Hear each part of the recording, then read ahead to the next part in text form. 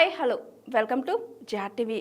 గుండెకాయ లేని శరీరంలా విశాఖ రైల్వే జోన్. విశాఖపట్నం కేంద్రంగా ఏర్పాటవుతున్న రైల్వే జోన్ విషయంలో కూటమి ప్రభుత్వం ఉత్తరాంధ్ర ప్రజల ఆశయాలను వమ్ము చేసిందని వైఎస్ఆర్సీపీ ప్రాంతీయ సమన్వయకర్త మాజీ మంత్రి గుడివాడ అమర్నాథ్ తీవ్ర స్థాయిలో ధ్వజమెత్తారు. వాల్తేరు డివిజన్కు ఏటా 2250 కోట్ల ఆదాయాన్నిచ్చే కైకే లైన్ను ఒరిస్సాలో కలుపుతుంటే నోరు మెదపలేదని చంద్రబాబు ప్రభుత్వం ప్రజలను మోసం చేస్తూ సంబరాలు చేసుకోవడం సిగ్గుచేటని మండిపడ్డారు. రైల్వే జోన్ కోసం పోరాడి జైలు శిక్ష పడినా వెనకడుగు వేసే ప్రసక్తే లేదని, కేకే లైన్ విశాఖ జోన్లో చేర్చే వరకు పోరాటం కొనసాగిస్తామని ఆయన స్పష్టం చేశారు. కూటమి ప్రభుత్వమే ఆ రోజు జనసేన బయట నుంచి మద్దతు పలికింది. భారతీయ జనతా పార్టీ, తెలుగుదేశం పార్టీ కలిసి ప్రభుత్వాన్ని స్థాపించినాయి. అటు కేంద్రంలో కానీ రాష్ట్రంలో కానీ ఎన్డీఏ ప్రభుత్వం నడిచింది.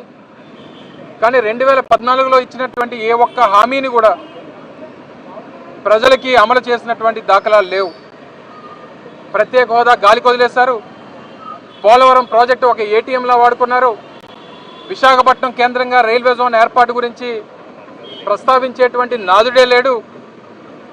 పోలవరం ప్రాజెక్టు విషయంలో కానీ, రైల్వే జోన్ విషయంలో కానీ, ప్రత్యేక హోదా విషయంలో కానీ వీటన్నిటినీ కూడా చంద్రబాబు నాయుడు గారి తాలూకా ప్రత్యేక ప్యాకేజీ కోసం, అమరావతి రియల్ ఎస్టేట్ ప్రాజెక్టు కోసం వాటన్నిటిని కూడా తాకట్టు పెట్టినటువంటి విషయం మనందరికీ తెలుసు.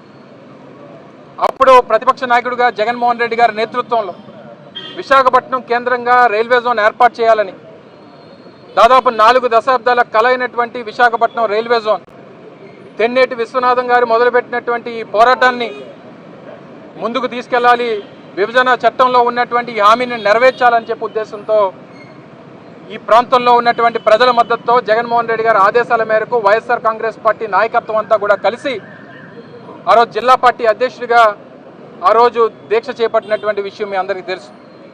అప్పుడు అక్రమంగా తెలుగుదేశం పార్టీ ప్రభుత్వంలో నా మీద అటెంప్ట్ టు సూసైడ్ కింద కేసు బనాయించి క్రైమ్ రిజిస్టర్ చేసి దాదాపు 10 సంవత్సరాల పాటు కోర్టుల చుట్టూ తిరిగేటువంటి కార్యక్రమం చేశారు. అయినప్పటికీ ప్రజాపక్షం కోసం, ఈ ప్రాంత భవిష్యత్తు కోసం, ఈ ప్రాంత ప్రజల తాలూకు ఆకాంక్ష కోసం ఆ పోరాటాన్ని చేశాం. మొన్న మీ అందరూ చూశారు, గడిచినటువంటి నెల రోజుల క్రితం న్యాయస్థానం ఆ కేసుకు సంబంధించి 6 నెలల పాటు జైలు శిక్ష, 5,000 రూపాయలు జరిమానా నా మీద విధించినటువంటి పరిస్థితులు మీరు అందరూ కూడా చూశారు. అయినప్పటికీ న్యాయస్థానంలో ఉన్నటువంటి అవకాశాల మేరకు ఏదైతే సెకండ్ ఏసీఎంఎం కోర్టు ఇచ్చినటువంటి జడ్జిమెంట్ని, వారు ఇచ్చినటువంటి అవకాశాన్ని వినియోగించుకొని విశాఖపట్నం ప్రిన్సిపల్ పీడీజే కోర్టులో అప్లై చేసి సస్పెన్షన్ ఆఫ్ సెంటెన్స్ని అప్లై చేసి బెయిల్ అప్లై చేయడం, బెయిల్ రావడం, ఈరోజు ఆ సెకండ్ ఏసీఎంఎం కోర్టులో ఆ బెయిల్ని ప్రజెంట్ చేసి మరి ఫర్దర్గా ఈ ఇష్యూని అపీల్ చేయాలనేటువంటి కార్యక్రమాన్ని చేస్తూ ఉన్నాం. దానికి మా పార్టీకి సంబంధించినటువంటి లీగల్ సెల్ ప్రతినిధులు కానీ, నా తరపున వాదిస్తున్నటువంటి అడ్వకేట్ అప్పారావు గారు కానీ, ఇప్పుడు పీడీజే కోర్టులో రవి గారు, వీరందరూ కూడా మా సీనియర్ కౌన్సిల్స్ అంతా కూడా వాదిస్తూ ఉన్నారు. ఏదేమైనప్పటికీ మొదటి నుంచి చెప్తూ వచ్చాం, విశాఖపట్నం కేంద్రంగా రైల్వే జోన్ ఏర్పాటు కోసం ఎంతటి పోరాటానికైనా సిద్ధం, దేనికన్నా మేము సిద్ధంగా ఉన్నాం అనేటువంటి విషయాన్ని చెప్పాం. ఆ రోజు పోరాటం కారణంగానే 2018లో ఎన్నికల ప్రచారం కోసం వచ్చినటువంటి ఆనాటి ప్రధాని నరేంద్ర మోడీ గారు విశాఖపట్నం కేంద్రంగా రైల్వే జోన్ ఏర్పాటు చేస్తామన్నటువంటి ప్రకటన చేశారు. 2019లో మేము అధికారంలోకి వచ్చాం. వచ్చినటువంటి 6 నెలల్లో కరోనాను ఎదుర్కొన్నాం. తర్వాత పరిస్థితులన్నీ సద్దుమరిగిన తర్వాత కేంద్రం నుంచి రైల్వే జోన్ ఏర్పాటుకి సంబంధించినటువంటి భూమి కేటాయింపులు చేయమని చెప్పి వారు కోరడం జరిగింది. ముడసల్లో దగ్గర దాదాపు 50 ఎకరాల భూమిని 2024 జనవరి మాసంలో భూమిని కేటాయించాం. దానికి సంబంధించినటువంటి గెజిట్ కూడా మొన్న విడుదలైనటువంటి పరిస్థితులు చూసాం. కానీ బాధాకరమైనటువంటి విషయం, మొదటి నుంచి అడుగుతున్నటువంటి విషయం, ఈ ప్రాంత ప్రజల తాలూకా ఆకాంక్ష ఏదైతే పూర్తి స్థాయిలో ఉన్నటువంటి వాల్టేర్ డివిజన్ని విశాఖపట్నం కేంద్రంగా ఉన్నటువంటి రైల్వే జోన్లో జతపరచాలని చెప్పి కోరడం జరిగింది. కానీ తీరా గెజిట్ చూస్తే అందులో ఏదైతే వాల్టేర్ డివిజన్కి గుండెకాయ అయినటువంటి కేకే లైన్ అందులో లేకపోవడం చాలా శోచనీయం. ఇది కేవలం ఈ రాష్ట్రంలో ఉన్నటువంటి ప్రభుత్వం, ఇక్కడ ఉన్నటువంటి రాజకీయ పార్టీల తాలూకా చేతకానితనం అనేటువంటి విషయాన్ని ఈ సందర్భంగా తెలియజేస్తా ఉన్నా. ముఖ్యంగా వాల్టేర్ డివిజన్లో కేవలం కేకే లైన్ ద్వారా 2022-23 ఆర్థిక సంవత్సరానికి సంబంధించి వచ్చినటువంటి ఆదాయం కేవలం ఆ లైన్ మీద 2250 కోట్ల రూపాయలు కేవలం కేకే లైన్ ద్వారా వచ్చింది. దాన్ని తీసుకొని వెళ్ళి ఒరిస్సాలో పెట్టారు. ఈస్ట్ కోస్ట్ రైల్వేలోనే దాన్ని కొనసాగిస్తూ ఉన్నారు. మొదటి నుంచి అడుగుతున్నటువంటిది పూర్తిగా వాల్టేర్ డివిజన్లో ఏవైతే లైన్స్ ఉన్నాయో, ప్రధానంగా కేకే లైన్ ఏదైతే ఉందో, కొత్త వలస కిరండల్ లైన్ ఏదైతే ఉందో, పూర్తి ఆదాయాన్ని ఇస్తున్నటువంటి లైన్ని తీసుకొని వెళ్ళి మీరు ఒరిస్సాలో పెడితే అంటే ఇక్కడ ఉన్నటువంటి పాలకులు చేతకాని వాళ్ళ కాదా అన్నటువంటిది ఒకసారి ప్రజలు ఆలోచన చేయమని చెప్పి కోరుతా ఉన్నా.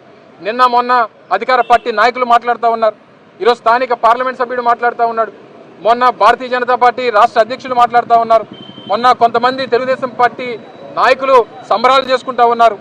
మీరు సాధించింది ఏంటి? ఇందులో మీరు పోరాటం చేసింది ఏంటి?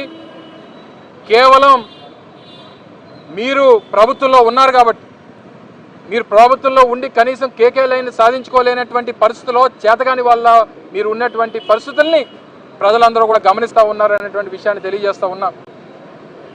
కేకే లైన్ కొనసాగింపు అనేటువంటిది వాల్టేర్ డివిజన్లో నడిస్తే ఇక్కడ ఉన్నటువంటి ఇన్ఫ్రాస్ట్రక్చర్ డెవలప్మెంట్ కానీ, కొత్తగా లైన్ల ఏర్పాటు విషయంలో కానీ, రెవెన్యూ జనరేషన్ కానీ, ఇక్కడ ఉన్నటువంటి సౌత్ కోస్ట్ రైల్వే హెడ్ క్వార్టర్గా ఉన్నటువంటి విశాఖపట్నానికి అన్ని రకాలుగా కూడా ఈ డివిజన్ పరిధిలో ఉన్నటువంటి, ఈ జోన్ పరిధిలో ఉన్నటువంటి అన్ని డివిజన్స్కి మేలు జరుగుతుంది అనేటువంటి విషయాన్ని దయచేసి గమనించాలని చెప్పి కోరుతా ఉన్నాం.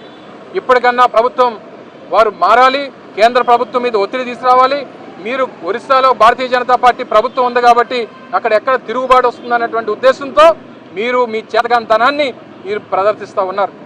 మొన్న గూగుల్ శంకుస్థాపనకి రైల్వే శాఖ మంత్రి వచ్చారు, ఎందుకు అడగలేపారు? మీరు వేదిక మీద ఎందుకు మాట్లాడలేదు? వచ్చినటువంటి 27-28 గూగుల్ శంకుస్థాపనకు వచ్చారు, 4వ తారీఖున గెజెట్ వచ్చింది, గెజెట్లో చూస్తే కేకే లైన్ లేదు. ఇది మీ చేతకాంతనమా కాదా ఒక్కసారి ఈ రాష్ట్రంలో ఉన్నటువంటి ప్రభుత్వం ఆలోచన చేయాలి. ఇప్పటికన్నా మీరు రైల్వే జోన్ విషయంలో మీరు చేసినటువంటిది ఏమీ లేదు, మీ పోరాటం లేదు, మీ సహకారం లేదు, మీరు కేంద్ర ప్రభుత్వాన్ని ప్రశ్నించింది లేదు. కేవలం ముష్టిలాగా కేంద్ర ప్రభుత్వం మీకు ఇచ్చి ఈ రాష్ట్రానికి ముష్టిలా పడేస్తాం, దీన్నే మీరు తినండి లేదా దీంతో మీరు ఆనందపడండి అనేటువంటి విధంగా వారు వ్యవహరిస్తూ ఉంటే, చంద్రబాబు నాయుడు గారు ఎంత సీనియర్ నాయకుడు అని చెప్తారు, 45 సంవత్సరాల హిస్టరీ అని చెప్తారు, 45 సంవత్సరాలు ఎక్స్పీరియన్స్ అని చెప్తారు. తీరా చూస్తే గుండెకాయ లేనటువంటి ప్రాణాన్ని మనకిచ్చి మీరు పండగ చేసుకోండి అనేటువంటి మాటలు కేంద్ర ప్రభుత్వం చెప్తా ఉంటే మీరు కనీసం స్పందించకపోతే మీరు మిమ్మల్ని ఏమనాలో ఒకసారి ప్రజలు ఆలోచన చేయమని చెప్పి కోరుతా ఉన్నా. తప్పకుండా ఈ పోరాటం ఇంతటితో ఆగదు. మొన్ననే మా జిల్లా పార్టీ అధ్యక్షులు కేకే రాజు గారు కానీ, మా పార్టీ నాయకులు జగన్మోహన్ రెడ్డి గారు కానీ ఎప్పటికప్పుడు దీని మీద సమీక్షిస్తూ ఉన్నారు. YSR Congress party KK line Visakhapatnam railway జోన్లో తీసుకొచ్చేంత వరకు కూడా మా పోరాటం కొనసాగుతూనే ఉంటుంది.